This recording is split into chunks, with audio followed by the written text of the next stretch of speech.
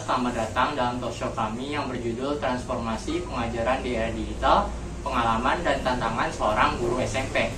Saya sangat senang bisa hadir di sini sebagai host acara ini.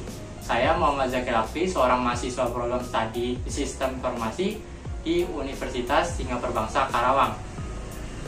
Pada kesempatan kali ini, kita akan mendalami topik yang menarik mengenai pengalaman dan tantangan dalam menghadapi transformasi pengajaran di era digital. Dan untuk itu, kami memiliki seorang narasumber yang berpengalaman di bidang ini. Mari kita sambut dengan hangat Bapak Mehmet Pancedi, seorang guru SMP yang telah menghadapi berbagai situasi dan tantangan dalam mengintegrasikan teknologi dalam pembelajaran. Dalam talkshow ini, kita akan menjelajahi pengalaman Bapak Mehmet dalam mengintegrasikan teknologi dalam pengajaran sehari-hari, jenis perangkat atau aplikasi teknologi yang digunakan untuk meningkatkan pembelajaran siswa, manfaat utama yang dilihatnya dalam pengambilan teknologi, serta tantangan yang dihadapinya selama proses implementasi. Kita juga akan membahas bagaimana Bapak Mehmet dalam mengatasi kendala teknis atau keterbatasan aksesibilitas teknologi dalam konteks sekolah, menjaga interaksi langsung antara guru dan siswa, mengevaluasi efektivitas penggunaan teknologi dalam pembelajaran, dan mendukung siswa yang menghadapi kesulitan dalam mengadopsi atau mengakses teknologi. Selain itu, kita akan melihat jenis pelatihan atau pengembangan profesional yang dilakukan oleh Bapak Mehmet untuk meningkatkan pemahaman dan keterampilan dalam menggunakan teknologi dalam pembelajaran, serta bagaimana ia memastikan keamanan dan privasi data siswa saat menggunakan teknologi dalam proses pembelajaran. Dengan adanya narasumber yang berpengalaman, kami harap talkshow ini akan memberikan wawasan yang berharga dan inspirasi bagi semua pendengar kami. Selamat datang Bapak Mehmet Pancedi, terima kasih telah bersedia hadir dalam talkshow kami. Mari kita mulai perbincangan menarik kita tentang transformasi pengajaran di era digital. Nah, untuk pertanyaan pertama, dalam era digital yang semakin maju, penggunaan teknologi dalam pengajaran menjadi hal yang sangat penting. Berdasarkan pengalaman Bapak sebagai guru SMP, bagaimana Bapak mengintegrasikan teknologi dalam pengajaran sehari-hari di kelas? Dalam proses belajar mengajar, sekolah sudah menyediakan sarana seperti infobus, wifi, dan guru juga membawa laptop di kelas. Kadang-kadang siswa dengan seizin sekolah membawa HP pada mata pelajaran tertentu. Itu seizin sekolah. Apabila siswa itu memiliki HP atau memiliki laptop, silakan membawa ke sekolah. Jadi terjadi integrasi atau saling mendukung antara sekolah dan orang tua dalam proses belajar mengajar, sehingga tujuan mengajar dapat tercapai sesuai dengan apa yang ada yang sudah direncanakan oleh proses belajar mengajar. Begitu. Oke, pertanyaan selanjutnya. Dalam konteks pengajaran di era digital, terdapat berbagai perangkat dan aplikasi teknologi yang dapat digunakan untuk meningkatkan pembelajaran siswa. Berdasarkan pengalaman Bapak, bisa Bapak sebutkan jenis perangkat atau aplikasi teknologi yang Bapak gunakan secara efektif dalam konteks ini? Pada waktu terjadi COVID-19, jadi guru-guru wajib menggunakan aplikasi, tapi nggak semuanya aplikasi. Jadi aplikasi yang dipilih yang gampang dapat diterima oleh anak dan guru. Kalau saya sih menggunakan dua aplikasi, yaitu Classroom. Ada namanya Classroom, ada yang namanya Google Form. Jadi pas terjadi, ada guru juga yang menggunakan Classroom aja, ada juga yang menggunakan Google Form aja, tapi saya kadang-kadang dua-duanya dikombinasikan. Tapi kebanyakan saya menggunakan Google Form, tugas-tugas, ulangan harian, ulangan akhir semester. Nah, itu saya kebanyakan menggunakan Google Form. Tapi guru-guru lain juga ada yang menggunakan Classroom. Ya begitu. Tapi juga ada juga aplikasi yang lain yang mendukung dalam proses belajar mengajar ini. Gitu. Ya. Pertanyaan selanjutnya, penggunaan teknologi dalam pembelajaran memiliki manfaat yang signifikan. Berdasarkan pengalaman Bapak sebagai guru SMP, apa manfaat utama yang Bapak lihat dalam penggunaan teknologi dalam proses pembelajaran? Banyak banget ya, guna wawasan. Jadi satu, penggunaan teknologi ini bisa menambah wawasan baik itu siswa, baik itu si guru. Tadinya nggak bisa menggunakan aplikasi, jadi si gurunya itu belajar sehingga bisa membantu dia juga. Jadi membantu dia mencari pengetahuan baru yang tidak ada di buku paket. Siswa juga begitu, tadinya masih belum mengerti penggunaan aplikasi ini, setelah itu sekarang mereka lancar. Yaitu penggunaan teknologi juga membantu siswa dalam istilahnya, misalnya pembuatan PR, kalau tidak ada di buku paket silakan mencari di internet, tugas-tugas seperti clipping gitu. Jadi sangat membantu dalam saat ini dalam penggunaan teknologi untuk proses belajar mengajar. Begitu. Oke, pertanyaannya selanjutnya, dalam mengimplementasikan teknologi dalam pengajaran, seringkali terdapat tantangan yang perlu dihadapi. Dari pengalaman Bapak, apa tantangan terbesar yang Bapak hadapi saat mengimplementasikan teknologi dalam pembelajaran, dan bagaimana Bapak berhasil mengatasinya? Karena Bapak kan termasuk guru yang senior, jadi Bapak dulu pas zaman Bapak lulus kuliah itu belum ada seperti sekarang, teknologi sekarang. Zaman dulu masih pakai mesin tik. Tapi ya sebagai guru kita harus mengikuti kemajuan zaman. Jadi Bapak belajar menggunakan aplikasi, belajar menggunakan laptop. Malahan Bapak sekarang lancar penggunaan laptop, aplikasi juga. Nanya-nanya ke guru-guru yang masih muda tuh, bagaimana cara penggunaan aplikasi. Setelah Bapak bisa, baru Bapak transfer ke murid-murid bahwa penggunaan aplikasi itu yang begini. Jadi Bapak mengikuti perkembangan teknologi.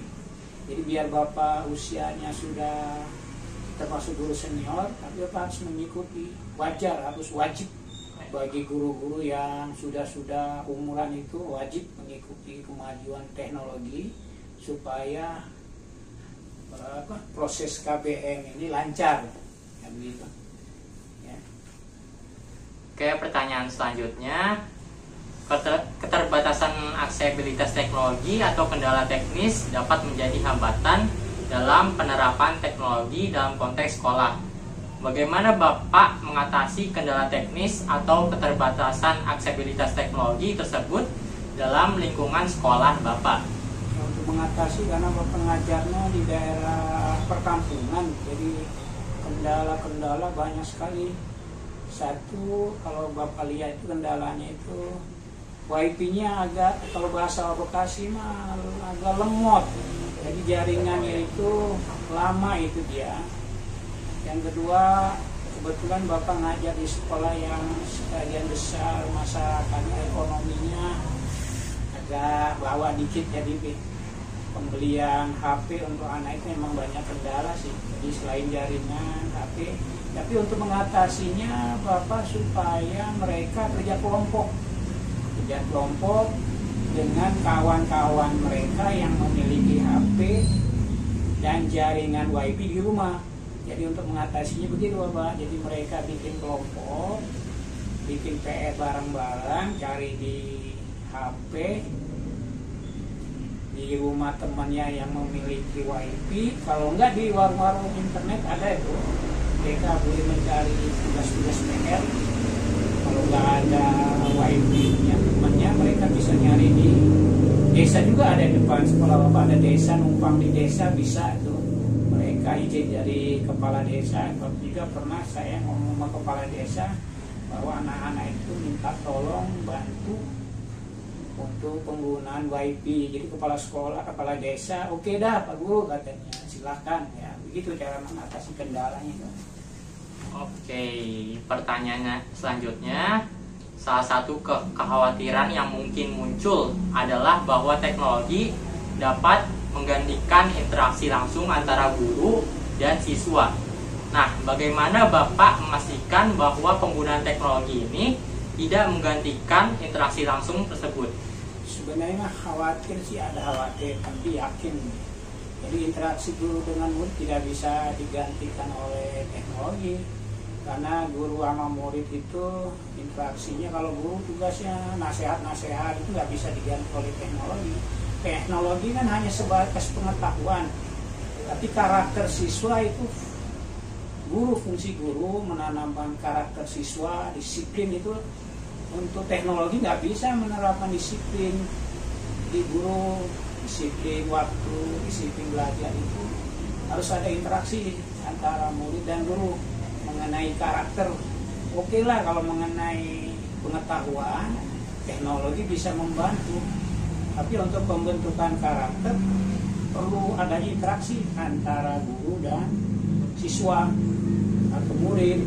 Kalau kita lepas stok hanya menggunakan teknologi, tidak ada interaksi dari guru, nanti waduh bisa jadi murid yang keblinger nanti, nggak tahu tata krama, nggak tahu disiplin, tidak tahu menghadapi dunia yang begini keras, karena mereka hanya berpatokan dengan teknologi tanpa pembentukan karakter.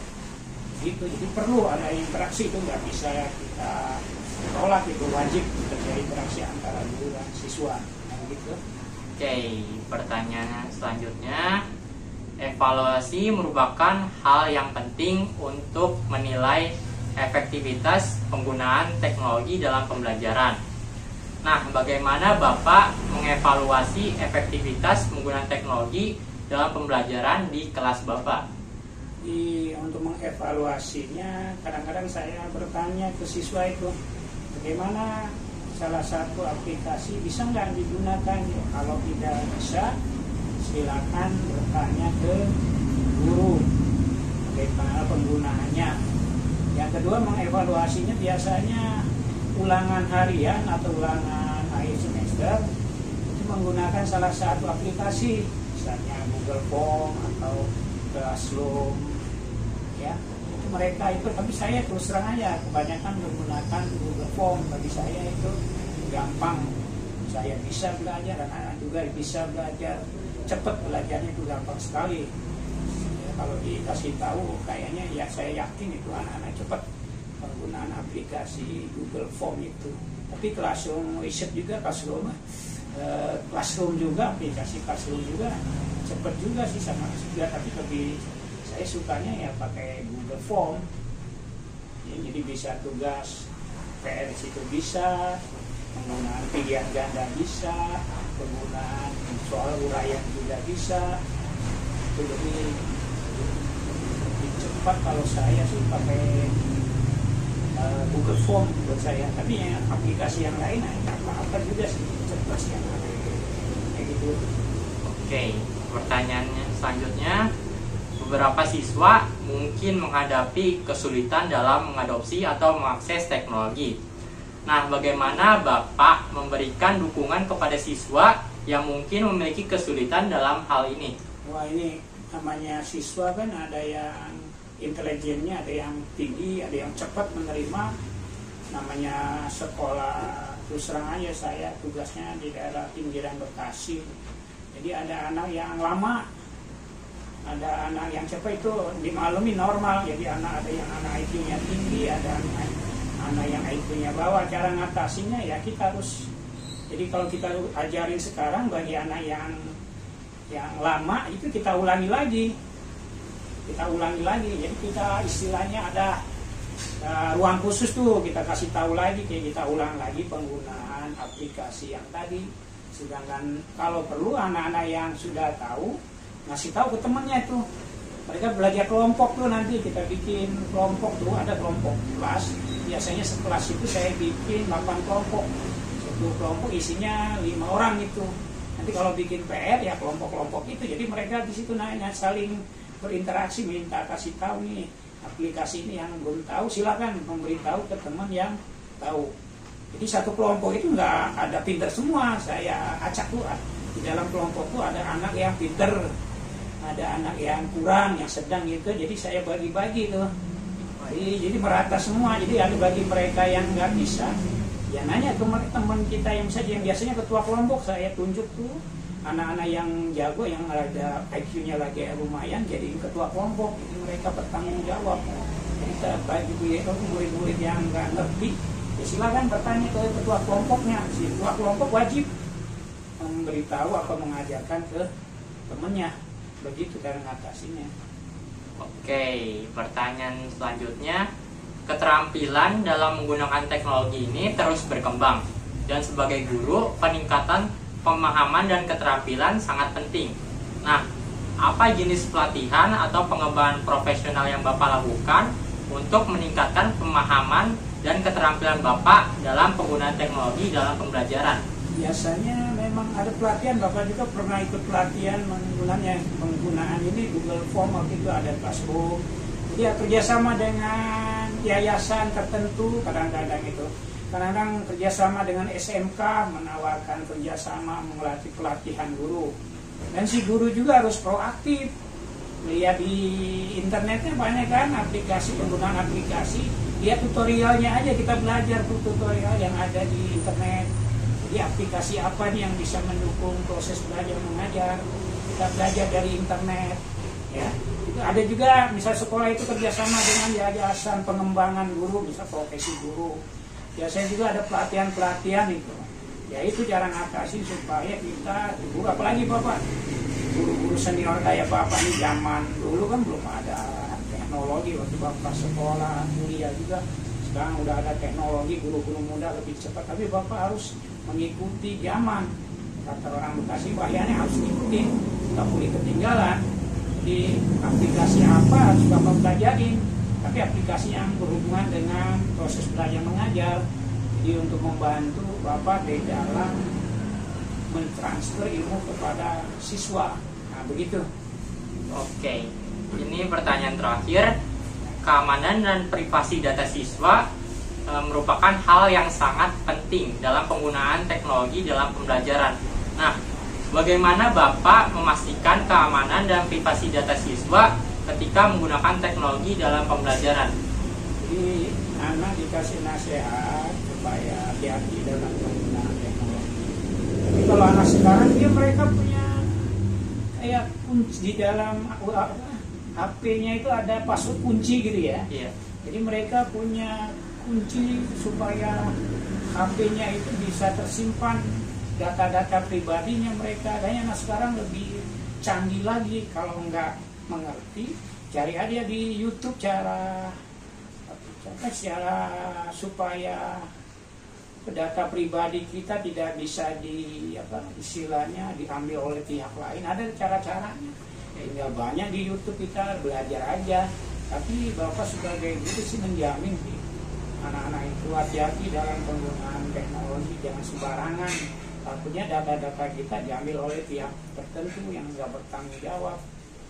Apalagi sekarang zaman teknologi maju begini, waduh gawat kalau nggak hati-hati. Hanya begitu aja Bapak nasihatin, hati-hati kalau penggunaan HP, jaga jangan sampai kebobolan. Kita belajar kunci, cara mengunci itunya bagaimana, kan ada anak sekarang pinter nih, kali tahu dah cara menjaga privasinya ya. Nah, gitu kan.